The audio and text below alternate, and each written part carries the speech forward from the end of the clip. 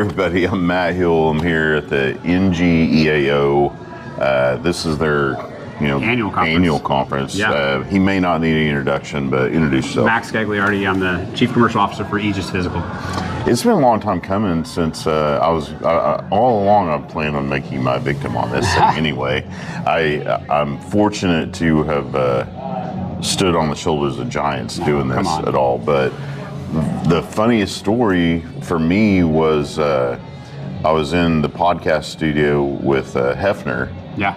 And he goes, Max is mad at you. I said, what? I was like, what are you talking about? And I don't even think you were really on my radar yet, because I just started this as and a way I wasn't mad at you, by the way. But it made me laugh. What he's talking about, but it was just like, what?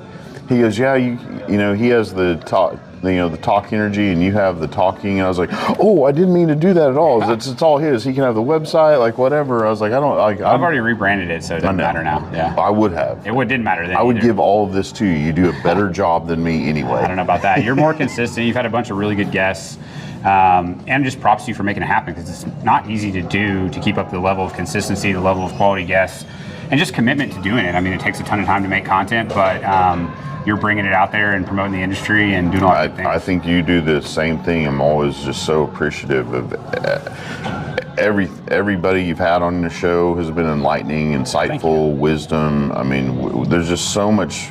There's so much every single person in our industry needs to learn. Yeah, and you got to break out of your silo. And it's taught me so much about every way our industry is connected. What you do, fascinating. Well, and a bunch of great stories too. There's like, you get on like the typical LinkedIn post. Sometimes it can be kind of corporate, but then if you can sort of break down the barrier a little bit and get to know somebody, have that conversation, and in a long format, it's kind of for the hardcores, the people that really want to tune in for a really long conversation. But I think if you do, you get a better sense of who that person is. You get to hear about these great stories about how they came in the industry, what's important to them, what their company's doing, and how they're making an impact. And to me, it's just, I've always liked it because it's a way to force yourself to network. Because it's really easy to, sit around and be like, who have I really called this month? Who have I really talked to? Who's a new person that I've met?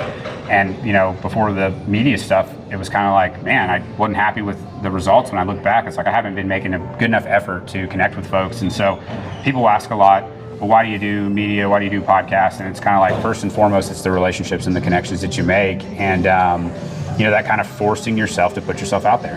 Have you found that like you'll listen or watch someone's and then like, well, I want to interview them too? And mostly just because you really want to meet them in person and hear that face to face too. Absolutely. I mean, I think all the good guests on podcasts, the really good ones, they kind of make the rounds. And and I hope so. I want everybody to hear their story. Yeah, absolutely. It's cool to see too when I've had some times where I feel like I don't want to say discovered, is probably not the right word. You bring somebody on, and then that episode does really well, and then you see them showing up on all these like bigger podcaster shows in yours, and you're like, hey man, that's awesome, because his story was great. He's a great person, or she, and I'm glad that you're rooting for him. And you see that as a way to kind of, I like to look for people that maybe haven't been on a lot of shows that you can find and say, this person's got a great story to tell, and get them on, promote them. Well, immediately some person that comes to mind is Keith. I mean, he was consistently on David Gibson's, and then all of a sudden he's doing it on his own. He broke out of his shell, and now he might run for office, and he's a Canadian.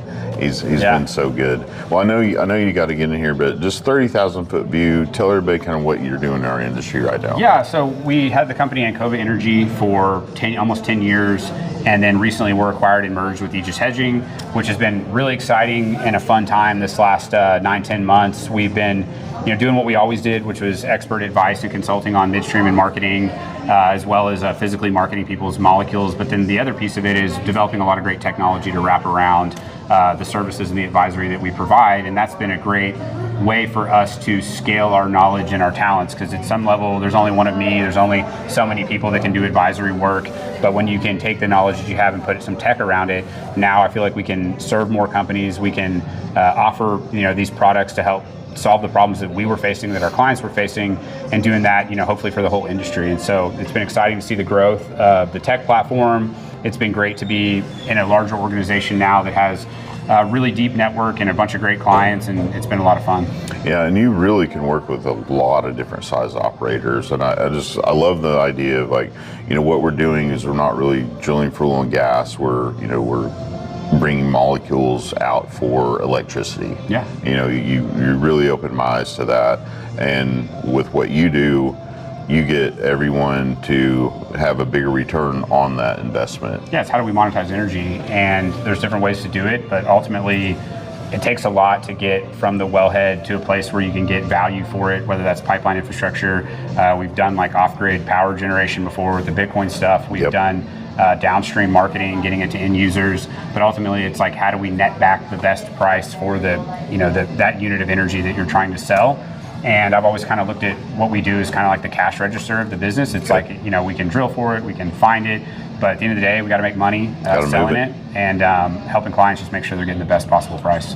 Where are you long and bullish on natural gas right now? It's hard to be long-term bullish. I think in the short to medium term, I lean bearish on it. I think you start to see maybe some light at the end of the tunnel in kind of 2026 timeframe. A lot of LNG coming online, a lot of bullish narratives around the data centers. We'll see. That's going to take some time to pan out. Yeah. But yeah, I think long term, we have so much of it, and people always say this, it's cliche, but the cure for low prices is low prices. That incentivizes more demand.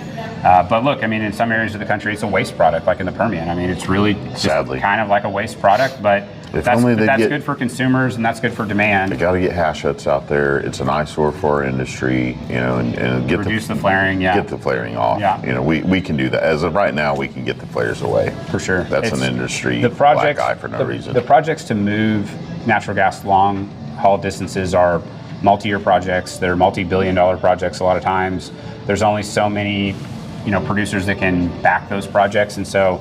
What we've seen and what will continue to happen is the big guys, have to support those projects, and they have. And so we're seeing some stuff getting built out, some new pipelines coming on this year, but it's not like a short-term or cheap solution. Yep. So, well, get in there, go speak, give everybody your knowledge. Let's do it again sometime. Max Gagliardi, please follow him on all the platforms and get in line. If you want to talk to him about your business and how to improve it, he's the guy. Thanks, appreciate it. Bye, everybody. See you guys.